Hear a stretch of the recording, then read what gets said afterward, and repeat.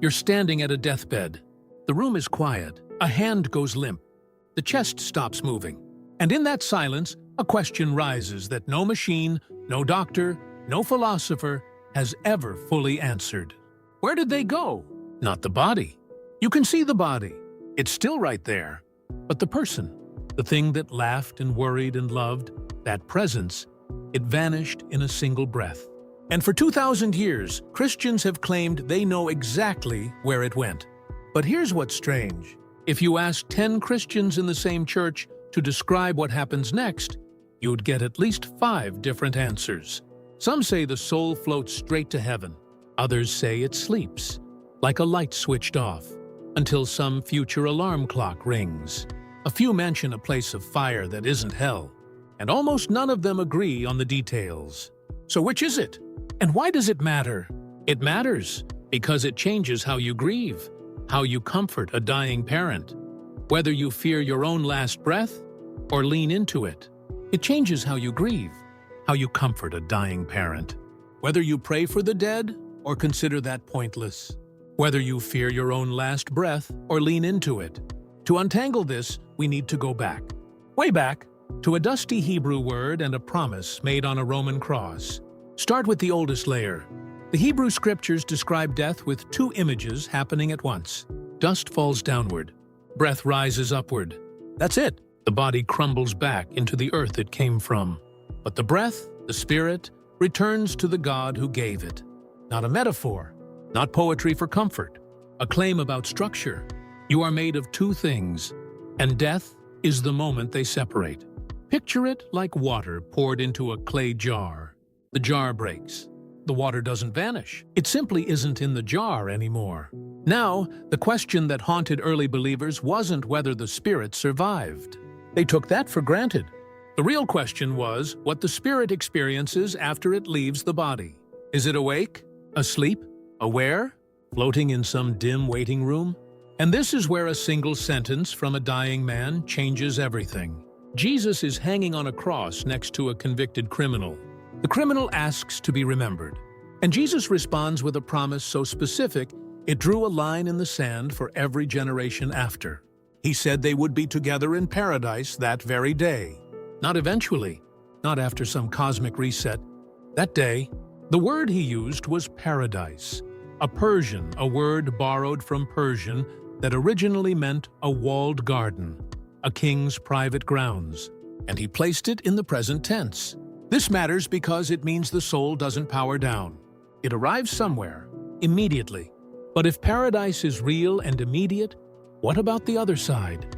What about the souls who don't hear that promise?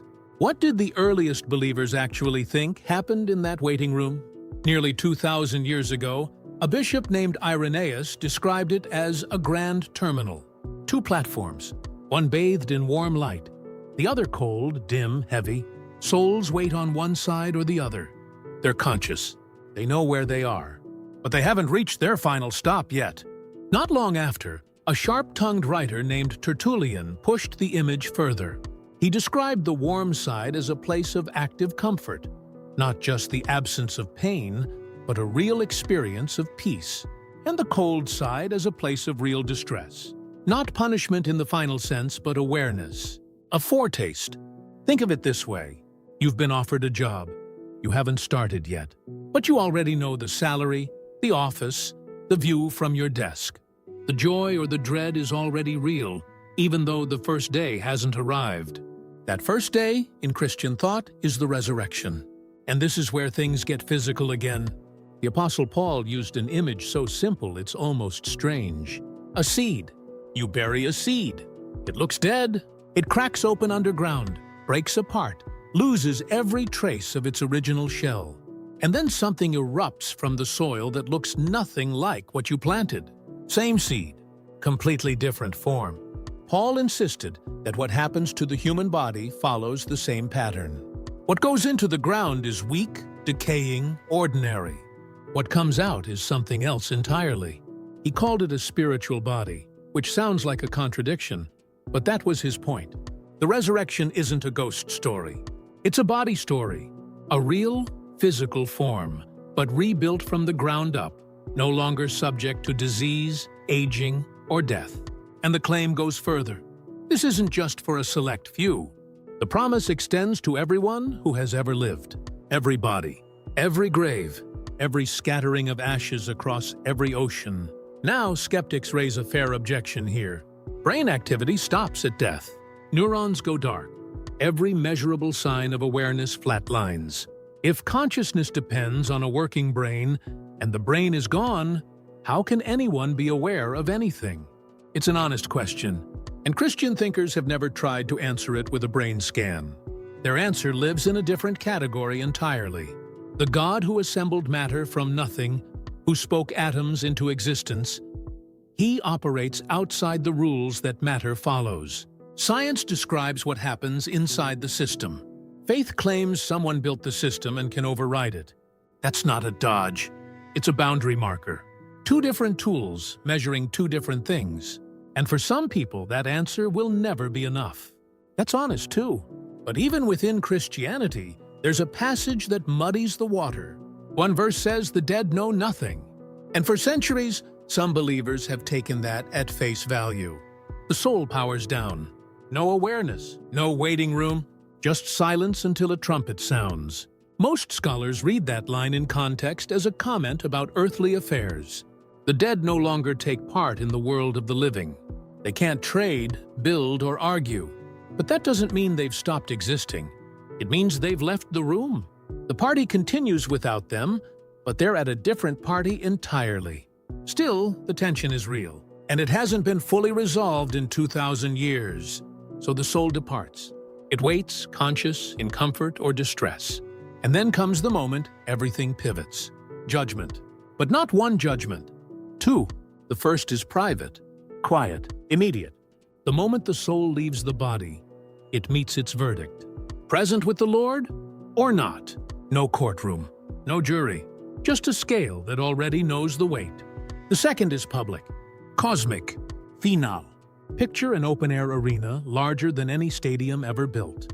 Every person who has ever drawn breath stands in that space. Books are opened, not metaphorical books, records. And every hidden thing is brought into the light, not for God's benefit, but for everyone else's. The private verdict is confirmed in front of the universe. Why two? Because the first answers the question of the soul. The second answers the question of justice. The first is mercy. The second is clarity. And then come the destinations. Heaven, in the biblical text, isn't a cloud. It isn't a harp. It's a city with walls made of something see-through. A river running through its center. Trees that bear fruit every month. Leaves that heal nations. The writer of Revelation stretched language to its breaking point, trying to describe a place that didn't fit inside human categories. Hell, on the other hand, borrows its most famous name from a real place. A valley outside Jerusalem where trash was burned. Fires smoldered there constantly. The stench never lifted. Jesus pointed to it and said, "That's your reference point." Not a cartoon dungeon with a pitchfork devil. A garbage dump. A place where what's discarded goes. But here's where centuries of art and literature blurred the lines. When most people picture hell, they don't picture a burning valley.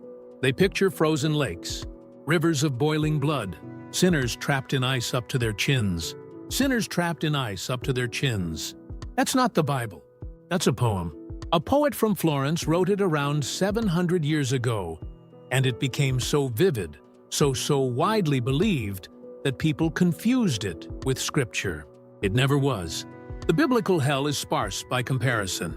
Fire, separation, darkness, loss. The horror isn't in the details. It's in the absence of the presence that gave everything meaning. Now, there's a third destination that roughly 1 billion Christians believe in, and that most others misunderstand: purgatory. The word itself is relatively new in English, but the idea behind it is older. Catholic teaching holds that some souls, already destined for heaven, aren't ready yet. Not because they're being punished, because they still carry stain. Think of a window covered in soot. The glass is good, the frame is solid, but the light can't get through until the grime is washed clean. That's purgatory, a cleansing, not a sentence. Church leaders made it official in the 1500s, and with that, the living were told they could help the dead. And they added something unusual. The living can help. Prayers offered by people still on earth can speed the process. The dead and the living remain connected across the divide. But here's where it gets complicated. Even among Catholics, only a small fraction understand purgatory as temporary. Most think it's just a nicer version of hell. And among Protestants, the concept is rejected entirely, dismissed as a medieval invention with no biblical basis. The truth, as usual, is messier than either side admits. The idea of cleansing after death appears in writings that predate the medieval period by centuries.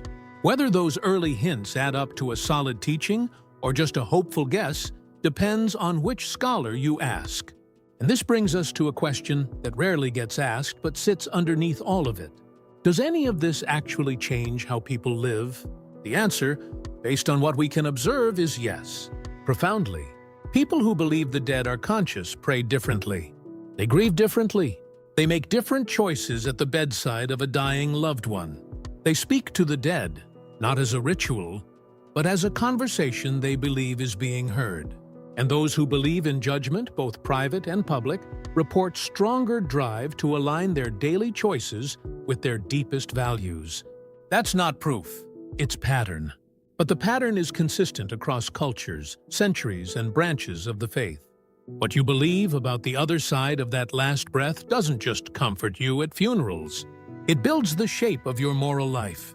It decides whether death is a wall or a door, whether the people you've lost are gone, or simply in a room you can't see yet. If this story stayed with you, if it made you think about something you haven't thought about in a while, then the next one will take you even deeper. Subscribe, because the stories ahead are ones you'll want to hear before you need them. A hand goes limp, a chest stops moving, and somewhere, on a platform bathed in light or shadow, a departure board flickers. The next train is always arriving,